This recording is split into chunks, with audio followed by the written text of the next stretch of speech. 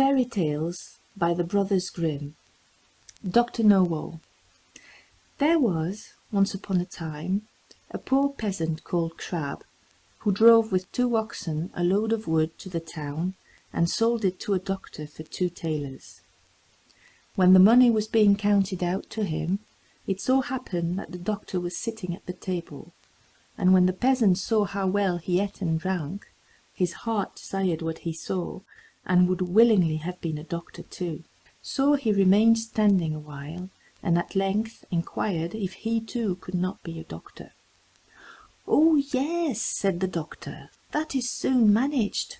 "What must I do?" asked the peasant. "In the first place, buy yourself an ABC book of the kind which has a cock on the frontispiece.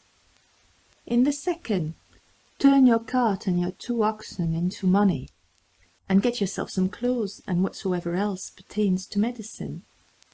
Thirdly, have a sign painted for yourself with the words, 'I am Dr. Knowall,' and have that nailed up above your house door." The peasant did everything that he had been told to do. When he had doctored people a while, but not long, a rich and great lord had some money stolen. Then he was told about Dr. Knowall, who lived in such and such a village, and must know what had become of the money. So the lord had the horses harnessed to his carriage, drove out to the village, and asked Crab if he were Dr. Knowall. Yes, he was, he said. Then he was to go with him and bring back the stolen money. "Oh yes, but Greta, my wife, must go too." The lord was willing, and let both of them have a seat in the carriage, and they all drove away together. When they came to the nobleman's castle, the table was spread, and Crab was told to sit down and eat. "Yes, but my wife, Greta, too," said he, and he seated himself with her at the table. And when the first servant came with a dish of delicate fare, the peasant nudged his wife and said, "Greta, that was the first," meaning that was the servant who brought the first dish. The servant, however, thought he intended by that to say, "That is the first thief," and as he actually was so, he was terrified, and said to his comrade outside, "The doctor knows all. We shall fare ill. He said I was the first." The second did not want to go in at all, but was forced. So when he went in with his dish, the peasant nudged his wife and said, "Greta, that is the second." This servant was equally alarmed, and he got out as fast as he could. The third fared no better, for the peasant again said, "Greta, that is the third." The fourth had to carry in a dish that was covered, and the lord told the doctor that he was to show his skill and guess what was beneath the cover. Actually, there were crabs. The doctor looked at the dish, had no idea what to say, and cried, "Ah, poor crab!"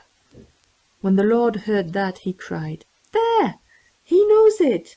He must also know who has the money." On this, the servants looked terribly uneasy, and made a sign to the doctor that they wished him to step outside for a moment. When therefore he went out, all 4 of them confessed to him that they had stolen the money, and said that they would willingly restore it, and give him a heavy sum into the bargain, if he would not denounce them, for if he did, they would be hanged. They led him to the spot where the money was concealed. With this, the doctor was satisfied, and returned to the hall, sat down to the table, and said, "My lord, now will I search in my book where the gold is hidden." The 5th servant, however, crept into the stove to hear if the doctor knew still more. But the doctor sat still and opened his ABC book, turned the pages backwards and forwards, and looked for the cock. As he could not find it immediately, he said, "I know you are here, so you had better come out." Then the fellow in the stove thought that the doctor meant him, and full of terror, sprang out, crying, "That man knows everything." Then Dr. Knowall showed the lord where the money was, but did not say who had stolen it, and received from both sides much money in reward, and became a renowned man. End of Dr. Knowall by the Brothers Grimm.